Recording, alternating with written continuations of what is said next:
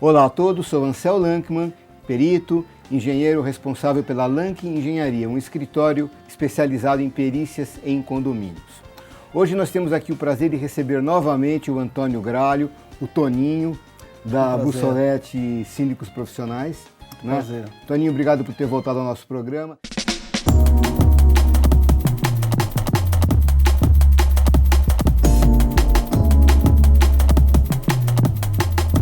Na verdade, o convite não foi meu, foi dos próprios internautas que pediram muito que você voltasse por conta do nosso papo anterior do mês passado sobre documentação, síndicos profissionais, etc. Ok, agradeço, para nós é um privilégio estarmos aqui, agradeço o convite aí dos internautas, no que a gente puder ajudar, trocar ideias, é bom para a gente evoluir aí no nosso processo. Então eu vou iniciar te fazendo uma pergunta. Você, antes de ser síndico profissional, já tinha tido alguma experiência anterior nessa função?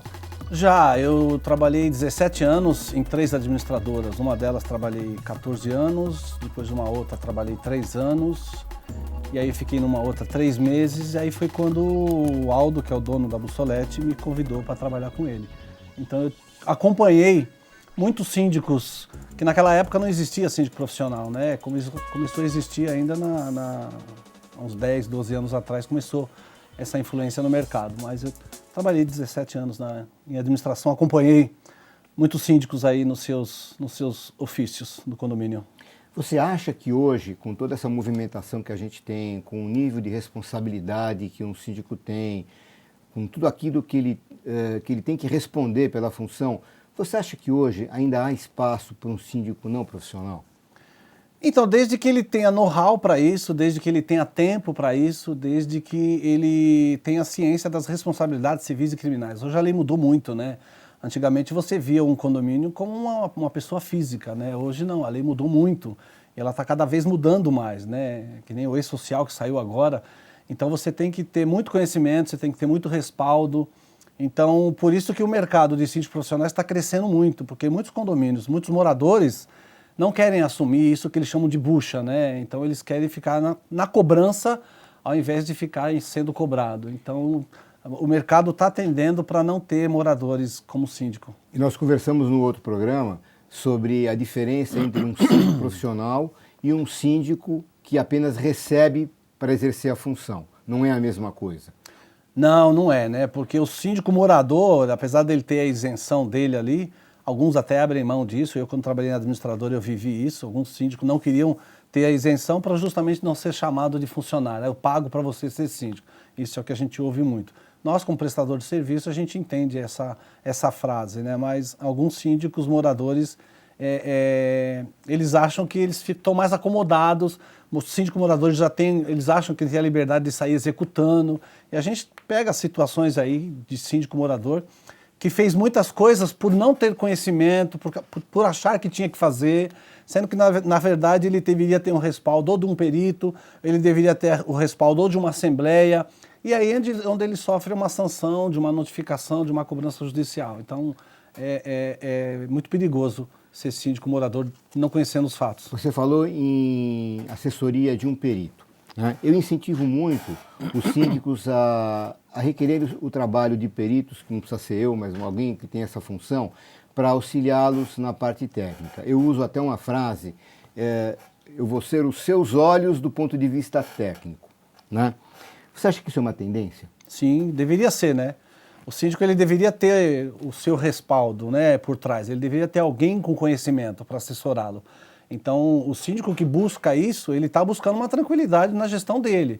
Ele está executando algo que ele fala, não, um perito me indicou fazer isso. Não, um perito me deu um laudo disso. Eu tenho uma RT de um perito, então eu estou tranquilo naquilo que eu estou fazendo. Na verdade, o perito acaba se transformando num escudo entre o síndico e os moradores.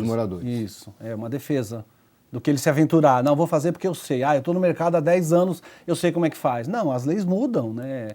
Nós temos aí algumas leis que mudaram, então a gente precisa estar inteirado na lei. Quem mais está inteirado na lei é não o perito. Então ele sabe muito bem aonde é o caminho, o que deve se fazer. Você usou a palavra leis. Você colocaria a assessoria de um perito no mesmo nível da assessoria de um advogado, por exemplo? Sim, é uma defesa, né? O advogado ele vai te defender numa situação que você está ali sendo cobrado, seja judicial, não judicial, esfera... Não é questão de defesa. de, por exemplo, te orientar se você pode ou não fazer uma determinada coisa. Também. Ele tem que ter uma assessoria do lado. Ele não pode achar que ele pode fazer. Então, pô, quem eu vou chamar? Vou ver com o perito fulano de tal o que ele me orienta. Aí ele vai te orientar. Se algo for mais além do que a orientação, aí você vai buscar o respaldo dos moradores para a contratação daquele perito. Então você fica mais tranquilo quando você tem essa figura do teu lado ali, te acompanhando. E por que então muitos síndicos eles relutam em dispor desse auxílio, eles recusam, acham que não precisa? Por que você acha que acontece isso? Alguns acham que é uma despesa desnecessária, talvez por ele achar que sabe tudo, que ele conhece o prédio, que ele é morador ali no prédio, que ele conhece fulano, que já deu indicações, que ele viu o prédio ser construindo. Outras situações é por questões financeiras, talvez aquilo que ele está necessitando, o volume numerário seja alto, então duas situações, ou ele não leva para a Assembleia, tira do colo dele. Então como é que a Bussolete tira do colo? Leva para a Assembleia. Se a Assembleia aprovou, beleza, se a Assembleia não aprovou, ele tem uma ata, onde ninguém vai poder questioná-lo. Então eu acho que muitos não fazem por isso, ou porque acha que não precisa, ou porque não tem situação financeira, ou porque a Assembleia não aprovou. Mas eu aconselho, se a situação for grave, se exigir que tenha um perito, que o síndico insista nessa contratação, para que ele possa se tranquilizar e os moradores possam estar tranquilos naquele empreendimento que ele está morando, né? Eu acho que o síndico ele deve sim tentar forçar essa necessidade, essa contratação. E você acha que quando um síndico ele divide a responsabilidade com o técnico, esse técnico pode ser um perito no caso de engenharia, pode ser um advogado no caso de leis quaisquer, pode ser um contador no caso de assuntos de contabilidade, enfim, quando ele busca o respaldo de um técnico de um determinado assunto, você acha que ele está se acomodando ou está buscando uma aprimoração? Não, ele se acomoda se ele não for atrás. Aí ele está se acomodando. Ao contrário. É o contrário, né? Eu vejo assim, a Bussolete vê assim, né? Ele não está se acomodando. Quando ele busca uma assessoria, ele está inovando, ele está trazendo uma tranquilidade, ele está se respaldando. Então a orientação é que ele busque um profissional para ajudá-lo na administração, né? É lógico que no final das contas, o condomínio não vai lembrar do perito, vai lembrar do que você executou. Seja com a ajuda do perito ou seja sem a ajuda do perito. Se for com a ajuda do perito, for uma obra bem executada, uma tranquilidade, o síndico vai estar lá em cima. Se ele for aventureiro e a obra não der certo, ele vai sofrer as sanções, uma notificação, uma prestação de contas, enfim, acho que a vida dele ali como profissional pode até acabar naquele momento. Eu acho que tem a ver um pouquinho com o que você falou há pouco, eu estou pagando para você, não sei o que, ser síndico aqui, então ele se enche de direitos. Que, na verdade, um síndico que é morador, que não é um síndico profissional, ele se sente um pouco mais seguro em não dividir, em usar a autonomia que ele acha que ele tem para resolver as coisas sem se cercar de uma certa segurança técnica de outras pessoas. Isso gera um problema, porque às vezes ele pode meter os pés pelas mãos, ele pode tomar uma decisão errada e ele se sente seguro que ele não vai errar, ou se ele errar, bom, eu sou dono tanto quanto você, então não vem me cobrar as coisas. Na verdade, no conjunto das coisas, no universo daquelas ações, acaba sendo prejudicial para o próprio condomínio. Sim, prejudicial para ele, porque ele se queima como morador dentro do condomínio, né? E prejudicial para a massa condominial, né? A massa condominial depois vai se sentir prejudicada, votei na pessoa errada, aí eu tinha confiança em você, você colocou os pés pelas mãos, olha aí o que você fez no nosso condomínio. E por ser morador e por ele ter uma isenção, ele se acha no poder de fazer aquilo que ele acha que ele tem que fazer. Mas, na verdade, ele tem que se respaldar através de leis, através de profissionais na área, como você falou, um contador, um advogado, um perito, um engenheiro, enfim. Um cara que visa o bem dos moradores, ele vai estar sempre respaldado de profissionais ao seu redor. Tem um outro problema que eu vejo assim bastante. De repente o síndico ele tomou uma série de atitudes e fez prevalecer o ponto de vista dele, etc.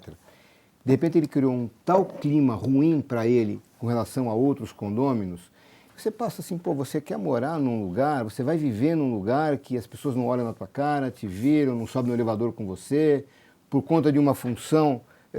Qual é o prazer disso, né?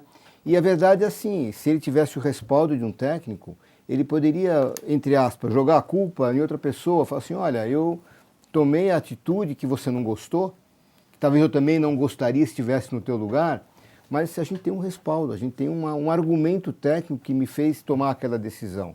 Você não tem que ficar bravo comigo, vai ficar bravo com ele. Isso é uma verdade. E sai fora da briga. Isso é uma verdade. Assim, a gente fica mais tranquilo quando a gente está fazendo algo respaldado, mesmo que aos olhos de alguns moradores não foi a melhor coisa, do que você fazer algo a seu bel prazer e depois ter uma massa condominial totalmente contra você, mas tem só 2 a seu favor porque aqueles 2 gostaram do que você fez. Então você não tem que se preocupar se você vai agradar gregos ou troianos, você tem que se preocupar se você vai estar cumprindo a lei. Você estando cumprindo a lei, você fez com base na orientação de um perito, na orientação do advogado, você tem um laudo, você tem... Enfim, você está respaldado de documentações ou de orientações de um profissional na área. Para você é muito mais tranquilo, porque você tem certeza que você não vai sofrer nenhuma sanção futura, nenhuma cobrança. Porque se você for cobrado, você vai estar respaldado e você vai estar tranquilizado que você vai ganhar. Está documentado. Tudo documentado. Não, vou te notificar, vou fazer uma cobrança extrajudicial. Você tem livre-arbítrio para fazer o que você quiser. Eu estou respaldado, eu estou dentro da lei. Estou com a convenção e estou com a lei debaixo do meu braço. Eu estou tranquilo. Então, eu acho assim, o síndico ele tem que exercer a função dele e dormir tranquilo. Seja por uma execução não feita, porque o perito orientou a não fazer, ou seja por uma execução feita com base no que o perito falou, mas você não agradou a massa. Então, eu acho que o importante é você estar tranquilo porque você está respaldado.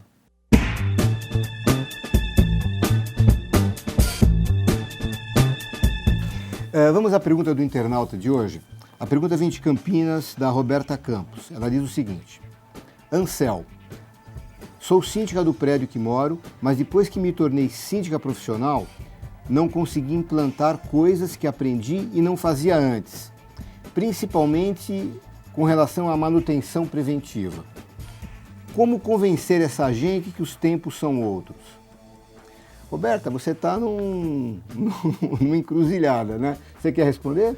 Ela está numa situação difícil, né? Porque as pessoas deixam de olhar para ela como uma moradora, uma síndica moradora, que a gente comentou agora há pouco, né? Onde ela é isenta de uma cota condominial, seja ela de qual valor foi, e ela passou a ser uma síndica profissional. Então as pessoas olham para ela agora com outros olhos, né? E essa questão de manutenção preventiva, onde as pessoas estão rejeitando essa orientação dela, porque no momento que ela passou a ser profissional, então ela agora tem um respaldo de um profissional, de uma instituição onde ela estudou, onde ela foi orientada, e agora ela está aplicando. Por quê? Porque ela obteve o conhecimento. É que a gente falou atrás, né? Ela obteve uma orientação. Se ela não está conseguindo convencer a massa condominial dela a partir para essa manutenção preventiva, talvez seja porque ela ficou muito tempo nesse condomínio. Então, o condomínio já está... Ela é moradora, ela ficou muito tempo. Então, os moradores estão acostumados à gestão antiga dela. Então, talvez seria um momento dela deixar esse empreendimento, partir para outros empreendimentos, já que ela é a síndica, deixar um síndico profissional assumir o condomínio dela, para que a massa condominial possa perceber que não é uma invenção dela ter uma manutenção preventiva, mas é a tendência do mercado. Você tem que se precaver de que aquele equipamento vai durar muito mais tempo do que ele duraria se não tivesse uma manutenção. Tem um pouquinho a ver também com o santo de casa não faz milagre. Não né? faz milagre, então o santo tem que sair, tem que deixar um santo de fora entrar para poder convencer. Aí sim, depois que a massa condominial percebeu que é assim mesmo, não é invenção dela... Os tempos são outros. Os tempos são outros. Ela pode voltar numa próxima eleição e falar, gente, vocês entenderam? Agora eu gostaria de voltar a administrar de uma forma profissional o meu condomínio. Eu acho que talvez seria o caminho para ela. Mas é uma questão que a gente depara...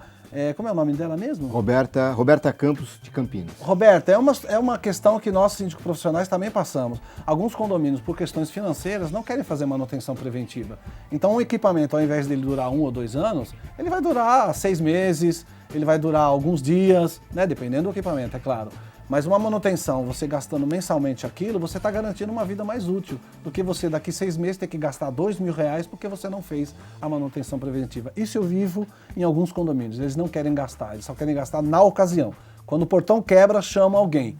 Mas aí esse alguém não está disponível para você porque você não tem um contrato com ele. Ele vai te atender a hora que ele puder. Então, na manutenção preventiva, não. Quebrou, ele tem que te atender porque está no contrato. Roberta, melhor do que eu, a tua pergunta foi respondida por um especialista que já passou por esse problema algumas vezes também. Sim. Bem, chegamos ao final de mais um programa, agradeço muito a audiência de vocês. Não esqueçam, me mandem perguntas, sugestões de pauta, os assuntos que vocês mais gostariam de ver aqui. Tá? Muito obrigado e até a próxima. Obrigado, Toninho. Obrigado pelo convite, Anselmo. Estarei à disposição.